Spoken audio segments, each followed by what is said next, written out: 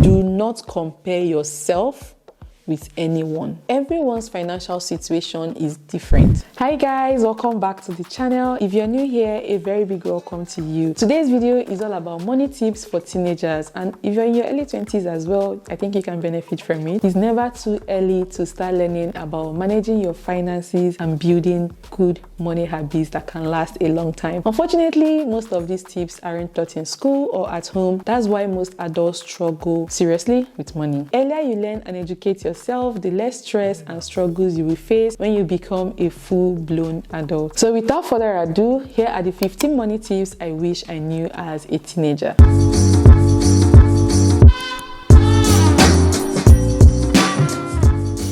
Number 1, understand the value of money. It's important to understand the value of money and how hard it can be to earn it. Understanding the value of money means recognizing the significance and worth of money in terms of effort, time and resources required to earn it. It involves comprehending that money is not infinite and has limitations and therefore should be managed wisely. For example, let's say you have a part-time job that pays you $10 per hour. You work for 5 hours, which means you earn $50. You then go to a store and see a pair of shoes you like that cost $50. If you understand the value of money, you would consider the fact that you had to work 5 hours to earn that $50. You may ask yourself if those shoes are worth the equivalent of 5 hours of your hard work. This understanding may help you make a more informed decision about whether or not to purchase the shoes based on your priorities and financial goals. On the other hand, if you do not understand the value of money, you may not consider the effort it took to earn that $50 and may make impulsive spending decisions without realizing the impact on your overall financial situation, and this can lead to overspending, debt, and financial stress. So understanding the value of money also involves learning about financial concepts such as budgeting, saving, investing, and making more informed financial decisions. It helps you to develop financial habits and make responsible choices with your money. Which brings us to tip number 2, create a budget. As teenagers, your expenses aren't so crazy unless you're no longer under your parents' wings, but you have to start practicing budgeting early. Creating a budget involves planning and organizing your finances by setting limits on how much you plan to spend and allocating your income towards various expenses and financial goals. It helps you gain control over your spending. You have to track your expenses and ensure that you're not overspending in certain areas. Let me give you an example. Let's say you have a monthly income or pocket money of $500. You decide to create a budget to manage your expenses. You start by listing all the monthly expenses, including utilities, subscriptions, transportation, groceries, dining out with your friends, entertainment, savings, and if you have a student loan payment, and then other miscellaneous expenses. You also identify your financial goals such as savings or an emergency fund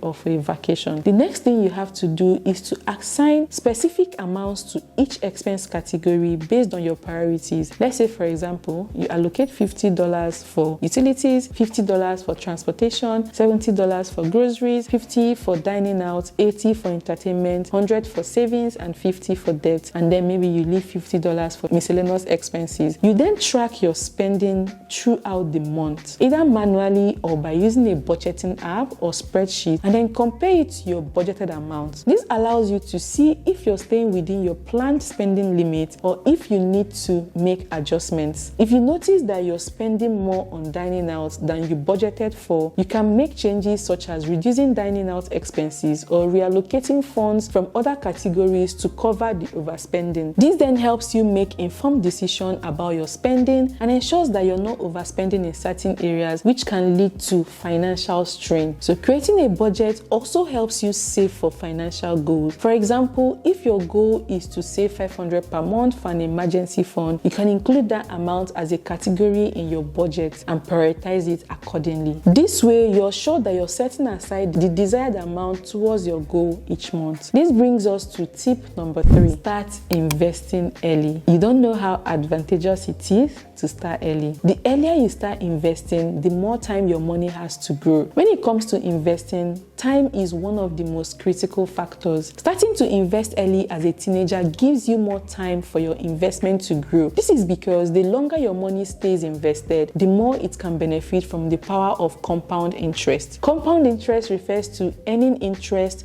not only on your initial investment, but also on the accumulated interest over time. The longer your investments are allowed to compound, the greater the potential for growth. Investing is one of the key ways to build wealth over the long term. By starting to invest early, you can create a habit of regularly setting aside money for investments and potentially see your investments grow significantly over time. This can help you then build wealth, create financial security, and have more financial options in the future. Let's say you start investing $100 per month in a retirement account at the age of 18 and you continue to do so for 10 years until you're age 28. Assuming an average annual return of 7%, by the time you reach the age of 65, your investment would have grown to around $300,000, even though you only contributed a total of $12,000 over 10 years. This demonstrates the power of starting to invest early and the potential for significant long-term growth. I also wish I knew this earlier because currently I'm 28. Well, this brings us to tip number 4, which is avoid impulse buying. It's very easy to get caught up in the moment and buy something on the whim. Before making any big purchases, take some time to think about whether you really need it or if it's just a want. Taking time to think before making a purchase allows you to assess the true value of the item you're considering buying. It encourages you to think about whether the item is worth the cost, if it aligns with your needs or long-term goals, and if there are more affordable or practical alternatives. It will help you develop a discerning approach to spending, promoting responsible and thoughtful consumption habits. I know social media isn't even helping with this situation as distractions are everywhere, and it will make you think you need everything that has been advertised or influenced by people. Try to avoid impulse buying. This brings me to my next tip, which is avoid debt. Avoiding debt means not borrowing money unnecessarily because you can. Try to pay for things with your own funds whenever possible, such as using cash or debit card instead of a credit card. By doing so, you can avoid paying interest charges and stay financially healthy in the long run. Don't go into debt because you're trying to keep up with a lifestyle that you can't afford only to impress people who do not know you, or buying things you don't need just to mark attendance that you own it. A lot of things get updated quickly or go out of style, so don't incur debt on things that are not essential. Make sure to live below your means. You sleep better at night knowing you aren't owing anyone. This brings me to the next point, which is avoid lifestyle inflation. This is very important because a lot of people actually do not notice this until it's late. Lifestyle inflation is the tendency to increase spending as your income increases. It is a common phenomenon where people feel the urge to upgrade their lifestyle or spending habits as they start earning more money. For you, this can happen as you start earning your own money through part-time jobs or allowances. While it's natural to want to enjoy the fruits of your labor and increase your spending as your income grows, unchecked lifestyle inflation can lead to financial instability and hinder long-term financial goals. Avoiding this is very important to maintain financial discipline and build a solid financial foundation. It allows you to manage your money responsibly and make intentional decisions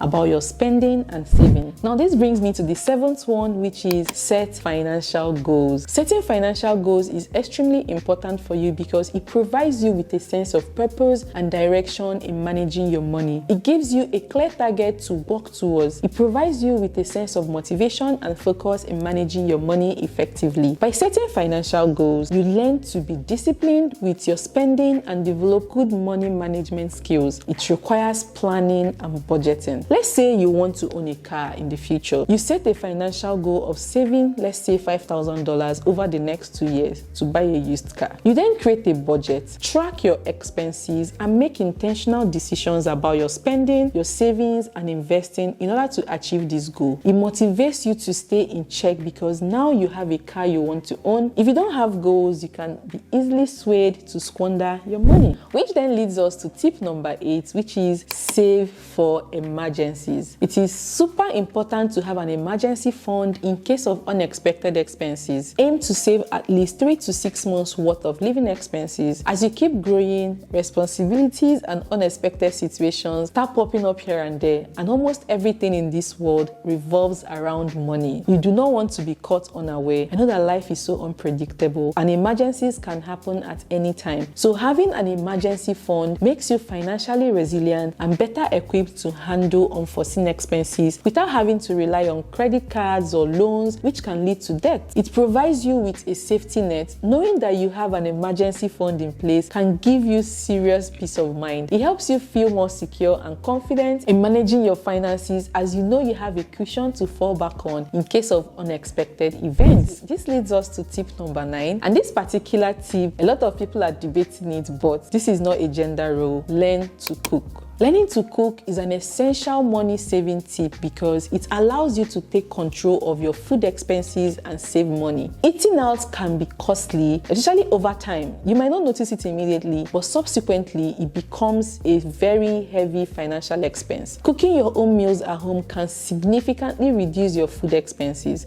When you cook your own meals, you also have control over the ingredients you use, which allows you to make healthier choices. Which then brings us to tip number 10, which is use your student discount. Use your student discount. Take advantage of any student discounts that are available to you. Many stores, even some airlines and restaurants offer discounts to students. So always ask before making a purchase. This can save you some coins. Now, this brings us to tip number 11. Extremely important. Do not compare yourself with anyone. I repeat, do not compare yourself with others. It's easy to get caught up in trying to keep up with your friends or peers, but everyone's financial situation is different. Focus on your own goals and priorities. Everyone has their own unique financial circumstances, including their family background, income, expenses, and financial goals. When comparing yourself to others, you may not even take into account these individual differences, and this can create unrealistic expectations or feeling of inadequacy. It's important for you to understand that everyone's financial situation is different and not to measure your own financial success solely based on what others are doing. Comparing can lead to succumbing to peer pressure. For example, if your friends are spending money on expensive items or indulging in lavish